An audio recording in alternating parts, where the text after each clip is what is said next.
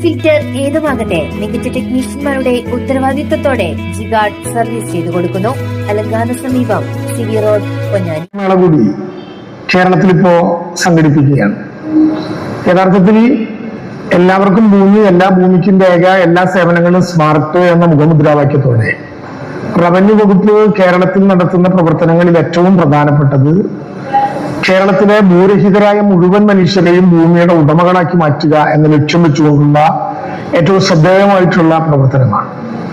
കേരളത്തിൽ കഴിഞ്ഞ 9 വർഷക്കാലത്തിനിടയിൽ 4,09,000 പട്ടയങ്ങൾ വിതരണം ചെയ്യാൻ കഴിഞ്ഞിട്ടുണ്ട് എന്നുള്ളത് വളരെ പ്രത്യേകമായി കേരളം ആകെ ശ്രദ്ധിക്കുന്ന ഏറ്റവും പ്രധാനപ്പെട്ട ഒരു കാര്യമായി. കേരളത്തിന്റെ ചരിത്രത്തിൽ തന്നെ ഏറ്റവും ശ്രദ്ധേയമായിട്ടുള്ള റെക്കോർഡുകളിൽ ഒന്നാണ്. കേരളത്തിൽ ഭൂരഹിതരായിട്ടുള്ള മുഴുവൻ മനുഷ്യരെയും ഭൂമിയുടെ ഉടമകളാക്കി മാറ്റാൻ സമീപ ഭൂതകാലത്തൊന്നും കേരളം ദർശിച്ചിട്ടില്ലാത്ത ശ്രദ്ധേയമായ ഒരു പദ്ധതിക്കാണ് ഈ പ്രവർത്തനങ്ങളുടെ ഭാഗമായി ഇടതുപക്ഷ ജനാധിപത്യ മുന്നണി ഗവൺമെന്റ് നേതൃത്വപരമായ പങ്കുവഹിച്ചത് പട്ടയ മിഷനായിരുന്നു. പട്ടയ മിഷൻ എല്ലാവർക്കും ഭൂമി നൽകാനുള്ള പ്രവർത്തനങ്ങളിലെ ഏറ്റവും ശ്രദ്ധേയമായ ഒരു ഏടാണ്. രാഷ്ട്രീയത്തിനതീതമായി കേരളത്തിലെ നിയമസഭയിലെ 140 MLA-മാരും അവരുടെ മണ്ഡലങ്ങളിൽ അവരവരുടെ അധ്യക്ഷതയിൽ ആ നിയോജക മണ്ഡലത്തിലുള്ള വാർഡ് മെമ്പർമാർ, കൗൺസിലർമാർ അടക്കമുള്ള മുഴുവൻ ജനപ്രതിനിധികളെയും വിളിച്ചുകൂട്ടി റവന്യൂ അസംബ്ലി എന്ന പേരിൽ വിളിച്ചുകൂട്ടി അവിടെ അവരുടെ വാർഡുകളിലുള്ള റവന്യൂ പ്രശ്നങ്ങൾ, വിശിഷ്യ ഭൂരഹിതരുടെ പ്രശ്നങ്ങൾ ചർച്ച ചെയ്ത് നിർബന്ധമായും ഭൂമി കൊടുക്കാൻ അർഹരായവരുടെ ലിസ്റ്റ് തന്നെ തയ്യാറാക്കി ഒരു വളരെ ശ്രദ്ധേയമായ പദ്ധതിയായിരുന്നു പട്ടയ അസംബ്ലി. പട്ടയ അസംബ്ലികൾ 2 തവണ കേരളത്തിൽ കൂടുകയുണ്ടായി.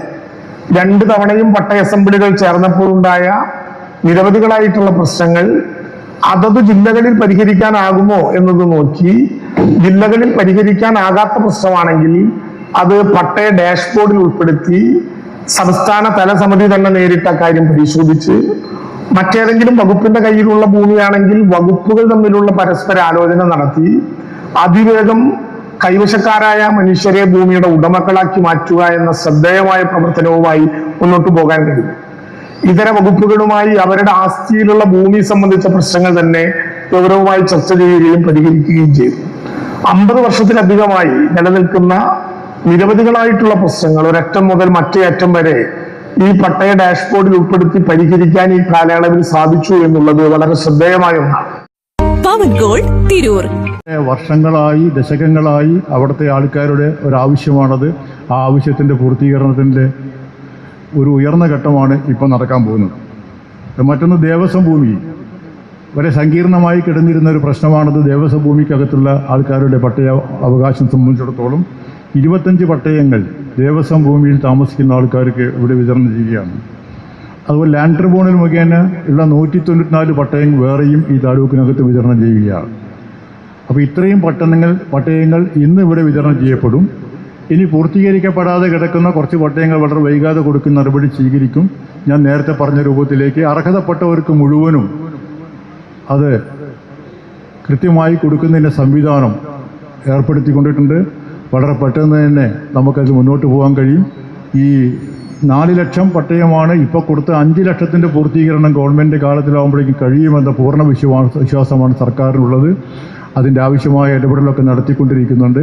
അതിൻ്റെ ഭാഗമായിട്ടാണ് ഈ പൊന്നാനി താലൂക്കിലെ പട്ടയ വിതരണവും ഇവിടെ നടക്കുന്നത്.